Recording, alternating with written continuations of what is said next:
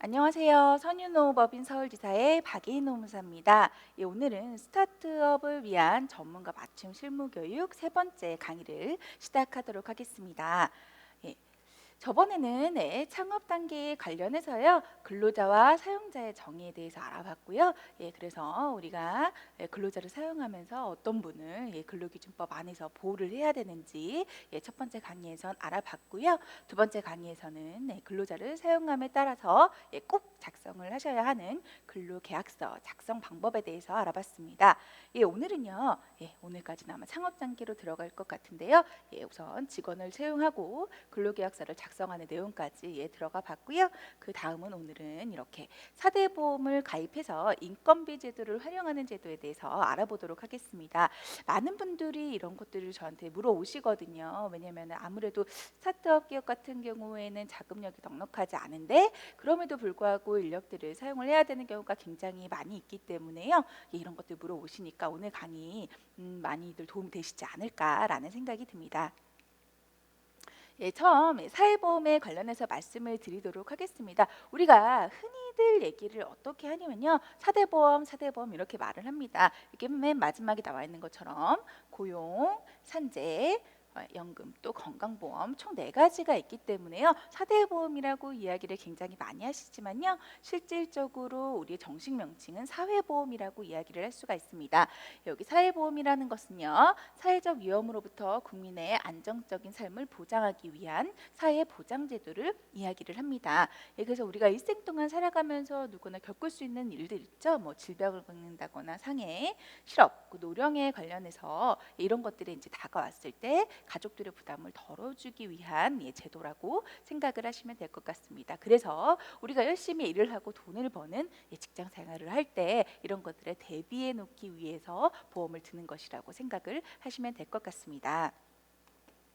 그래서 우선적으로 이제 사회보험하고 민간보험의 차이가 뭐냐라고 물어보시는 분들이 굉장히 많이 있어서요. 오늘 거기에 대한 차이를 잠깐 말씀드리도록 하겠습니다. 우선 제도의 목적 자체가 다르다고 이야기할 수가 있는데요. 사회보험 같은 경우에는요, 최저 생계 또는 의료 보장이 가장 먼저 우선시 됩니다. 왜냐하면 아까도 말씀드렸다시피요, 우리가 좀 어떠한 위험에 닥쳤을 때 최소한의 보호를 해줄 수 있는 장치를 만들어 놓기 위한 것이 바로 사회보험이기 때문에요. 최저 생계 또는 의료 보장을 해주는 게 되겠고요. 민간보험 같은 경우는 어떻게 개인적 필요에 따른 보장이 되어 있는 겁니다. 그렇기 때문에 사실 뭐 우리 좀 나이가 좀 어느 정도 들었다라고 얘기를 하면 보험 들어있는 사람들 많잖아요. 하지만 그 반면에 보험 들어있지 않으신 분들도 많이 있죠. 그거는 본인 개인의 선택이기 때문에요. 뭐라고 이야기할 수가 없습니다. 하지만 제가 지금 말씀드린 것 뒤에도 이야기를 할 거지만 사회보험이라는 것 자체는요. 의무입니다. 내가 들고 말고 내가 정할 수 있는 임의가입의 문제가 아니라요. 누구든지 근로자로서 사업장에서 일을 하시게 된다면요. 무조건 드셔야 하는 강제보험입니다. 왜냐하면 그 제도의 목적에 따라서 나의 뭐 최저 생계라던가 의료 보장을 위한 것이 되게 의료 보장이 되는 것이기 때문입니다. 그래서 여기 나와 있는 것처럼요. 이건 무조건 강제보험이고요. 민간보험은 임의보험이 될 수가 있겠습니다. 그래서 사회보험 같은 경우에는요. 우리가 돈을 모아서 이제 재정을 모아놓긴 하지만요. 대부분 국가나 사회가 그 돈을 모아서 어떻게 뭐 투자를 하고 돈을 불려서요. 우리의 복지에 많이 쓰게 되는 거고요. 뭐 민간보험 같은 경우에는 거의 내가 돈을 다 내는 거기 때문에 따로 뭐 부양을 하고 하는 것들은 거의 없겠죠. 그리고 이제 공동부담의 원칙이 되게 되겠습니다. 내가 돈을 내지만 내 소득에 비례해서 돈을 냈지만 그 모두 다 뭐 내가 거기에 따른 혜택을 받는 건 아니고요. 제가 돈을 내에 따라서 저보다 돈을 좀 적게 내시는 분들도 같은 혜택을 받게 된다라는 공동부담의 원칙이 있지만요. 민간보험 같은 경우는 어떤가요? 내가 보험료를 측정해서 내는 만큼 그만큼 뭐 들어가게 되는 뭐 보상을 받는 것들이 굉장히 많아지기 때문에요. 본인 부담 위주로요. 내가 거기에 대한 보상을 받게 되는 게 되겠습니다. 그 다음에요. 사회보험 같은 경우에는요. 능력 비례 부담입니다. 대부분 알고 계시죠? 우리가 사회보험이라고 얘기하는 고용, 산재, 건강연금 같은 경우에는요. 내가 실질적으로 벌고 있는 월급에 따라서 돈이 측정이 되기 때문에요. 능력 비례 부담이라고 할 수가 있습니다. 하지만 민간보험은요. 내가 뭐 예를 들어서 한 달에 150만 원의 돈을 받는다라고 이야기를 했을 때 미래에 대해서 내가 너무 불안하다라고 하면 150만 원 전부 다 보험 넣을 수 있습니다. 개인의 선택이라고 생각을 하시면 됩니다. 그렇기 때문에 소득 정률제가 되고요. 이거는 거의 뭐 매년 올라가기는 하지만요. 뭐 변경이 될 때마다 4대 보험료는 고시가 된다라는 점 알아두시면 될 것 같습니다. 그래서요. 이거는 집단보험의 성격을 가지고 있고요. 민간보험은 개별보험의 성격을 가지고 있다라는 거 알고 계시면 되겠습니다. 네, 그래서 사회보험 중에서 첫 번째로 고용보험에 관련해서 말씀을 드리도록 하겠습니다. 고용보험은 적극적인 보장과 소극적인 보장 두 가지로 나눠져 볼 수가 있는데요. 첫 번째는요, 이제 실업보험을 예로 들 수가 있습니다. 이거는 소극적인 사회보장을 이야기를 합니다. 우리가 일을 하다가 나는 계속 일을 하고 싶은데도 불구하고 이제 바깥의 사유로 인해서 일을 하지 못했을 때 그 사람이 다른 일을 찾는 동안 그 사람이 좀 경제적으로 안정을 찾을 수 있도록 하기 위해서 구직급여라는 것을 우리가 흔히들 말하는 실업급여 있죠? 실업급여를 지급을 하는 소극적인 보장을 하기도 하고요. 사전적 적극적인 보장으로는요. 고용안정사업하고 직업능력 개발 사업이 있습니다. 고용보험을 낼 때요. 많은 분들이 실업급여, 구직급여만 받는다라고 생각을 많이 하시는데요. 혹시 내일 배움 카드라고 한번 들어보신 적이 있나요? 그 카드를 가지고 이제 제휴되어 있는 학원에 가면요, 최대 80%까지 아주 저렴한 가격으로요, 나의 능력을 개발을 할 수가 있습니다. 간단하게 얘기를 해가지고 영어나 중국어 학원 같은 것도 다니실 수가 있고요. 그다음에 컴퓨터 능력을 개발을 할 수 있는 즉 컴퓨터 학원도 다니실 수가 있습니다. 그런 것들 잘 모르시기 때문에 이 사회보험 자체는 그냥 돈만 내고 내가 전혀 혜택을 받지 못한다, 실업급여 받지 못하면 아무것도 아니지 않느냐라고 하시는 분들이 많이 있으신데요. 그런 혜택들도 있다라는 거 알고 계시면 되겠습니다. 그래서 두 가지 소극적인 보장과 적극적인 보장이 합쳐져서 고용보험이라고 이야기를 한다라고 볼 수가 있습니다. 그 다음에 고용보험에 대해서 좀 간단하게 다시 한번 좀 설명을 드리면요. 첫 번째는요. 고용보험 같은 경우에는요. 1인 이상, 한 명 이상 근로를 하게 되면 무조건 사업장은 가입을 하셔야 되게 됩니다. 가입 대상은요. 모든 근로자에게 적용이 되게 된다라고 보시면 됩니다. 그래서 아까 제가 처음에도 말씀드렸지만요. 사회보험 같은 경우에는 내가 들고 싶다, 들기 싫다라고 해서 안 드는 보험이 아니라요. 사업장에서 근로자로서 일을 하게 되면 모든 분들이 가입을 하셔야 된다라는 거 알아두시면 되겠습니다. 이걸 정말 많은 분들이 저한테 물어보세요. 근로자분들이 이거 가입하고 싶어 하지 않아 하는데 가입 안 해도 되나요? 라고 물어보신데요. 안 됩니다. 무조건 가입을 하셔야 되는 거 됩니다. 다만 어떤 일을 함에 따라 가지고 무조건 예외적인 경우가 있을 수가 있겠죠. 그래서 가입이 제외되시는 분들이 있는데요. 첫 번째는 65세 이후로 새롭게 고용되신 분들, 그다음에 월 소중 근로 시간 60시간 미만이 되시는 분들 같은 경우에는요. 이게 저번에 첫 번째 시간에 제가 저번 이야기를 했었는지 기억이 잘 안 나는데, 이분들은 우리가 흔히들 말하는 게 초단시간 근로자라고 이야기를 합니다. 그래서 이런 분들 같은 경우에는 고용보험에 가입을 하지 않으셔도 되고요. 그 외에 공무원이나 별장 우체국 직원 같은 경우에도 이분들 같은 경우는 이제 공무원의 직위를 가지고 계시기 때문에 이분들은 가입이 제외가 됩니다. 고용보험은 어떻게 정산이 되나요? 라고 물어보시는데요. 매해 그 고용보험에 따른 보험료율이 계속 달라지게 되고요. 소득세법상의 총 급여액으로 나눠지게 됩니다. 그래서 예를 들어서 200만 원의 급여를 받고 있으신 근로자가 있는데요. 이 중에 10만 원 비과세가 들어간다라고 얘기를 하면 190만 원에 대해서 고용보험을 요율에 따라 가지고 고용보험을 지급한다라고 생각을 하시면 됩니다. 산재보험이 있습니다. 이 산재보험은 많은 좀 근로자분들보다는요, 사업주분들이 많이 좀 궁금해하시는 입장이에요. 예, 우리가 4대 보험, 즉 사회보험이라고 얘기해서 고용, 산재, 건강연금 총 4가지의 보험이 있는데요. 그중에 예, 두 번째인 산재보험은요, 예, 근로자는 내지 않습니다. 예, 사업주만 내는 그런 보험이기 때문에요. 예, 이게 굉장히 사업주분들이 눈을 예, 땡그랗게 두고 보고 계시는 거죠. 이거는요, 우리가 일을 하다가 다쳤을 때 예, 어때요? 거기에 대한 보상을 좀 해줘야 되죠. 그래서 요양을 할 수 있도록 하고요. 내가 일을 하다 다쳤기 때문에 예, 사실 좀 일을 못하고 있으면 어때요? 예, 경제활동을 할 수가 없기 때문에 좀 생활에 불편함이 생기게 되는 거죠. 그래서 거기에 따른 예, 보상을 하고자 하는 곳에서 하고자 하는 의미에서 예, 산재보험을 모두 가입을 하게 되어 있습니다.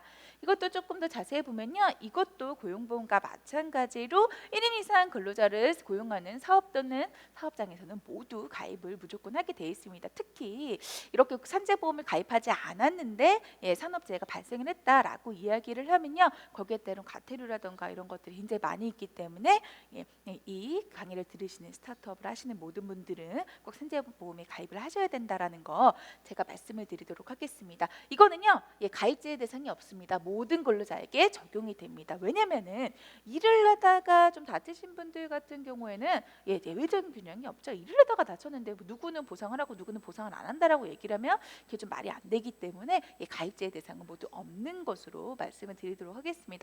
그래서 많은 분들이 또 물어보시죠. 그러면 산재보험료는 어떻게 측정이 되나요? 라고 말씀을 하시는데요. 고용보험 같은 경우에는 매년 그 요율이 나오지만요, 산재보험 같은 경우에는요, 사업의 종류별로 예, 매년 고시를 하게 되어 있습니다. 왜냐면은 사무직으로 일을 하시는 분들보다는 밖에 나가셔가지고 건축 일을 하시는 분들이 위험 요소가 훨씬 더 높으시죠. 예, 사고를 당할 위험성이 높아지기 때문에요, 사업의 종류별로 위험성을 좀 따져가지고요, 예, 거기에 따른 보험료를 지급을 한다라는 거 생각을 하시면 되겠습니다. 이것도 마찬가지로요, 소득세법상의 총 급여액으로 측정을 한다라는 거 알아두시면 되겠고요. 예, 두 번째 건강보험입니다. 건강보험은 예, 이것 또한 1인 이상 예, 사업을 하게 된다면 무조건 가입을 하셔야 되는 거고요. 이것도 모든 근로자 및 사용자에게 적용이 된다라고 보시면 되겠습니다. 건강보험의 취지는 네, 있죠. 우리 병원 안 가시는 분들 있으신가요? 물론 뭐 개인 선택에 따라서 병원에 가지 않으시는 분들이 있기는 하겠지만요, 우리나라에서는 이제 미국하고 다르게 민간보험이 아니라 예, 우리 국가적으로 진행을 하는 건강보험이기 때문에요, 일을 하시는 분들이라면은 모두 건강보험에 가입을 하셔야 되는 거고요. 다만 이제 또 가입 제외가 되시는 분들이 있죠. 예, 월 60시간 미만, 아까 말씀드렸던 초단시간 근로자 경우, 또 1개월 미만의 일용 근로하시는 분들 있으시죠. 그다음에 비상근 근로자라던가 의료급여 수급권자 이제 있으신 분들 같은 경우에는요, 건강보험이 제외가 된다라는 거 알고 계시면 예, 될 것 같습니다. 예, 그래서 이 보험료를 책정을 하는 건요, 현재 6.12%가 되어 있고요. 건강보험 안에는요, 우리가 건강보험만 내는 게 아니라요, 이 장기요양보험료라는 것이 따로 들어 있습니다. 그래서 이 장기요양보험료 같은 경우에는요, 우리가 총 보험료를 낸다라고 했을 때 건강보험이 요가 측정이 되잖아요. 이 건강보험료의 6.55%를 지급을 한다라는 거 알고 계시면 되겠습니다. 그래서 보험료는 이거는 상한이 좀 있습니다. 무조건 내가 뭐 고용보험이라던가 산재보험 같은 경우에는요, 내가 받고 있는 급여액에 이제 비례해서 내는 거지만 건강보험 같은 경우에는요, 상한과 하한이 나누어져 있습니다. 이 비례를 이제 나와 있는 걸 왜 이렇게 물어보시는 분들이 좀 있으신데요. 이 건강보험은 네, 뭐 직장가입자와 지역가입자 두 개로 나눠질 수가 있습니다. 지역가입자 분들은요, 본인이 가지고 있는 재산에 비례해서 건강보험료를 이렇게 내시게 되는 거고요. 그다음에 직장가입자 같으신 분들한테는 자기가 받고 있는 예, 월급에 비례해서 냅니다. 그래가지고 이게 뭐 내가 월급 받고 있는 게 굉장히 많다라고 얘기하면 너무 많은 돈을 내기 때문에요, 거기에 따라서 그분들한테 어떠한 좀 균등적으로 보기에는 좀 무리가 있다라고 해서요, 상한과 하한을 나눠놓게 되어 있습니다. 이 부분은 연금도 마찬가지인데요. 연금보험, 예, 이제 국민연금보험공단에서 많은 곳에 이제 투자를 하고 있다라는 거 여러분도 알고 계시죠? 예, 연금보험 같은 경우에는요, 우리가 어때요? 요즘 이제 초고령 사회가 굉장히 많이 다가오고 있기 때문에요, 늙어서 예, 거의 뭐 정년 60세인데 100세 시대라고 이야기를 많이 하잖아요. 남은 예, 40년의 기간 동안 어떻게 살아갈 것인가 대해서 우리가 대비하고자 하는 의미로 만들어진 보험이라고 생각을 하시면 되고요. 이것도 모든 근로자 사용자에게 적용이 되게 됩니다. 이것도 가입 제외 대상이 또 따로 있는데요. 초단 시간 근로자는 연금보험도 제외가 되고요. 1개월 미만의 일용 근로자, 그다음에 무보수이자, 뭐 다른 곳에서 가입하신 분들, 또 국민 기초 생활수급자 같으신 분들은요, 그 연금보험 제외가 되고 있습니다. 보험료는요, 이건 거의 픽스가 돼 있다라고 보시면 됩니다. 아까 말씀드렸던 소득세법상 총 급여액의 얼마 9%로 적용이 되게 돼 있습니다. 이것도 마찬가지로요. 434만 원부터 28만 원까지 하한과 하한이 나누어져 있습니다. 그래서 다른 것들은요 요율이 6.5%만 이렇게 되어 있는데요. 연금 같은 경우는 보세요. 9%죠. 그렇기 때문에 많은 분들이 연금을 내시는 걸 좀 많이 부담스러워하시는 측면이 있는데요. 그렇기 때문에 나라에서는 지원 제도를 좀 마련을 해놨습니다. 그래서 지금 그 뒤에서 지원 제도에 대해서 제가 말씀을 드리도록 하겠습니다. 두루누리 사회보험이라고 들어보신 분들이 있으실 수도 있고 없으실 분들도 있으실 겁니다. 나라에서 지금 이제 우리가 총 이야기하고 있는 4대 보험 중에서요, 고용보험과 연금보험에 지원을 해주는 제도라고 이야기를 할 수가 있습니다. 우선적으로 모든 사업장을 지원을 해주는 건 아니고요.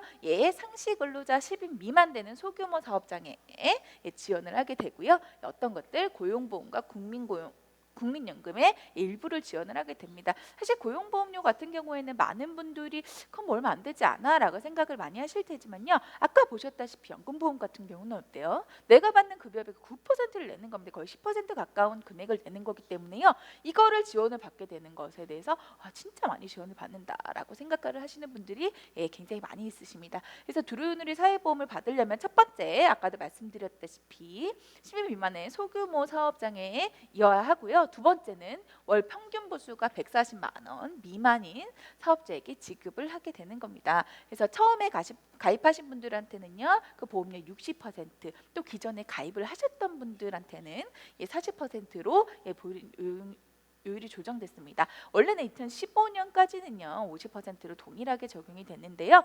많은 분들이 좀 부담을 느끼셔가지고 사회보험을 하시는데 부담을 느끼셔서 가입을 하지 않기 때문에 신규 근로자를 좀 많이 끌어들이자는 의미에서요. 신규 가입 근로자 같은 경우에는 60%, 기존 가입 되어 있으신 분들한테는 40%를 적용되는 비율을 약간 조정을 했습니다. 그래서 내가 이거를 하면은 어느 정도 내가 혜택을 받을 수 있느냐 이런 것들 물어보시는 분들이 많아서요.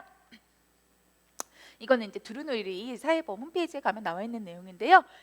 월 보수 130만 원을 기준으로 신규 가입자의 연간 지원을 같은 경우에는 국가 원래 내가 이 정도의 돈을 받아야 되는데 내야 되는데 이 정도의 지원을 받는 거고요. 연금도 마찬가지입니다. 연금 같은 경우는 어때요? 내가 원래 내야 되는 돈이 거의 70만 원 가까이가 되는데 30만 원 넘는 거의 절반 이상의 돈을 내가 지원을 받을 수 있는 거고요. 사업주도 마찬가지입니다. 연간에 우리가 받을 수 있는 돈이 굉장히 많기 때문에요. 많은 분들 이제 이걸로 이 두루누리 사회보험 이용을 하셔가지고요. 이제 지원금 많이 받으셔서 그 사회보험 혜택을 많이 받으셨으면 좋겠다라는 생각이 많이 듭니다. 이 다음에는요, 여러분들한테 고용 인력에 관련된 지원금 제도에 대해서 말씀을 드리려고 합니다. 스타트업 하시는 분들은 사실 이렇게 자금이 넉넉하지 않은 경우가 많으십니다. 그래서 사람을 채용을 할 때 또 최저임금이라는 비용이 있기 때문에 그 최저임금 이상 무조건 지급을 해야 하고 그러기에는 돈이 나는 부족하고 그래서 이거 나라에서 좀 인력을 쓸 때 돈을 좀 주면 좋겠고 라는 생각을 많이 가지신 분들이 있으신데요. 그래서요 좀 많은 사실 그 인력을 사용하는 데 있어서 지원금 제도가 많이 있습니다. 근데 제가 여러 가지를 생각을 해봤을 때 이 두 가지 정도가 스타트업 하시는 분들한테 가장 많이 도움이 되지 않을까 해서요. 두 가지 제도 여러분들한테 설명을 해드리도록 하겠습니다. 첫 번째요, 중소기업 인턴 지원금인데요. 고용보험법상 우선 지원 대상 기업이 있는데요. 상시 근로자 5인 이상이 되면 모두 해당이 된다라고 볼 수가 있습니다. 저 스타트업을 하고 있는데요. 저희는요 지금 5명이 안 되는데요. 그럼 그거 못 받는 거 아닌가요? 그런 곳이 굉장히 많이 있었기 때문에요. 5인 미만에서도요 예외적인 경우 지원을 하는 곳이 있습니다. 벤처기업 지원 업종, 지식기반 서비스, 문화 콘텐츠 분야, 신재생 에너지 산업 분야 관련 업종 같은 경우 대부분 스타트업 하시는 분들은 여기에 많이 해당이 되시지 않을까라는 생각을 좀 많이 하는데요. 이분들은 5인 미만이 된다 하시더라도요. 이 인턴제 해가지고요. 인력 지원금 받으실 수가 있습니다. 그래서 어떤 분들을 채용을 하셔야 하냐면요. 현재 미취업 상태에 있으신 만 15세 이상부터 만 34세 이하의 분들을 가셔야 하고요. 남자분들 같은 경우에는 군대를 다녀오시는 경우가 있잖아요. 군필자 같은 경우에는 최고 만 39세까지 인턴 지원금 지원 받으실 수 있습니다. 그래서 또 누구냐? 만약에 학교를 다니고 있다라고 얘기했을 때는요. 마지막 학기 재학 중인 사람에 관해서 가능합니다. 그리고 모든 사람을 다 인턴으로 채용을 할 수 있는 거는 아닙니다. 그 기업당 고용보험 피보험자 수의 20%를 한도로 인턴을 채용을 할 수가 있습니다. 다만 인턴제에 제외가 되시는 분들이 있습니다. 만 15세에서 34세 안에 있고 뭐 고등학교, 대학교를 다니고 있는데 마지막 학기 졸업자라 하더라도요. 졸업 후에 졸업을 이제 안 하신 분들에 한해서요. 피보험 경력, 고용보험을 가입했던 경력이 연속 12개월 이상이 되시는 분들은 인턴 이제 가입하실 수가 없고요. 그다음에 이 채용 예정 기업에 예전에 선정 실습을 하셨던 분들이나 사업자 친족 관계, 그다음에 사업자 등록증이 있으신 분들 같은 경우에는요. 지원이 안 된다라는 점 알고 두시면 되겠습니다. 그래서 지원은 어떻게 되느냐라고 보시면요. 인턴을 채용하셨을 때는 월 60만 원, 3개월간 최대 180만 원 한도로 지원이 되고요. 인턴을 채용을 한 다음에 괜찮다. 그래서 우리 기업에 계속 채용을 하고 싶다라고 생각을 하신 경우에는요. 정규직으로 전환된 후에 6개월 이상 고용을 유지하셨을 때는요. 6개월간 32만 5천 원을 지급을 하게 돼서요. 총 195만 원의 지원금을 받을 수 있다라는 거 생각해 두시면 되겠습니다. 그래서 이 인턴제를 들으시고 많은 분들이 저한테 좀 물어보세요. 그러면은 이 인턴제 이제 있는데 어떤 걸로 해야 되냐? 뭐 초록색 창에 쳐봤더니 굉장히 여러 개가 나온다더라 되어 있는데요. 원하시는 곳 아무데나 가셔도 됩니다. 현재 뭐 중소기업청이라던가 아니면은 뭐 공인노무사회라던가 이런 곳에서 많은 곳에서 인턴제 지원을 하고 있는데요. 그건 이제 원하시는 곳에 가셔서 하시면 됩니다. 그 다음에는요 고용촉진지원금이라고 있습니다. 이제 많은 분들이 이제 구직급여를 받으시거나 아니면 좀 취업이 좀 어렵다라고 이야기를 하시면요 고용노동부 장관이 이제 고시한 취업지원 프로그램 같은 것들이 있습니다. 이런 것들을 이수를 하신 분들이 있으신데요. 왜냐면 이제 어떻게 취업을 할 수 있도록 어떻게 보면 직업 훈련을 시켜놓은 거나 마찬가지잖아요. 그래서 그런 분들을 채용을 했을 경우에 3개월 이상 고용을 유지하셨을 때 지원이 되는 것이 고용촉진지원금이 되겠습니다. 그래서 지급 제외 요건은요. 근로계약 기간에 정한이 있으면 안 됩니다. 기간제 근로자 같은 경우에는 인정이 안 된다라고 보시면 되고요. 무조건 최저임금 이상 지급을 하셔야 합니다. 아까 말씀드린 중소기업 인턴제 같은 경우에도요. 무조건 임금은 최저임금 이상 지급을 하셔야 됩니다. 법에 이제 관련해 가지고 돈을 지급을 하는데 최저임금 법을 지키지 않는 분들에게 이런 지원금을 지급하는 것 자체가 좀 말이 안 된다라고 생각하시면 될 것 같습니다. 그다음에 딴 근로자의 최종 이직 단지 사업자 동의를 하거나 왜냐면 이제 여기서 회사를 그만뒀는데 회사를 바꿨어요. 이름만 바꾸고 사업자는 똑같아요. 이런 경우 인정되지 않는다라는 거고요. 그다음에 사촌 이내 혈족 인청 같은 경우에는 인정되지가 않습니다. 그래서 이건 또 얼마를 받을 수 있냐 많이들 궁금해하시는데요. 이거는요 3개월 단위로 신청을 하시면 됩니다. 그래서 뭐 총통상임금 120만 원 미만 되는 경우에는 현재 뭐 최저임금을 따져봤을 때는 120만 원 넘기 때문에 뭐 단시간 근로 좀 해당이 되는 것 같고요. 이렇게 3개월간 지급이 된다라고 생각을 하시면 되겠습니다. 오늘은요 고용보험, 산재보험, 건강보험, 연금보험 즉 총 4대 보험 우리는 이제 4대 보험이라고 얘기를 하는데요. 정식 명칭인 사회보험에 관련해서 알아봤고요. 거기에 따른 지원금 두루누리 사회보험이 있으니까요. 많이들 이용을 해보시고요. 그 다음에 고용을 이제 근로자를 사용을 했을 때 내가 좀 부담이 된다라고 하셨을 때는요. 지금 말씀드린 인턴제라던가 아니면 고용촉진지원금 내가 받으실 수 있는지 한번 잘 찾아보신 다음에요. 거기에 따라 가지고 좀 뭐 어떠한 지원금 같은 것을 많이 활용해 보셨으면 좋겠다라는 생각을 합니다. 오늘 강의는 이것으로 마치도록 하겠습니다.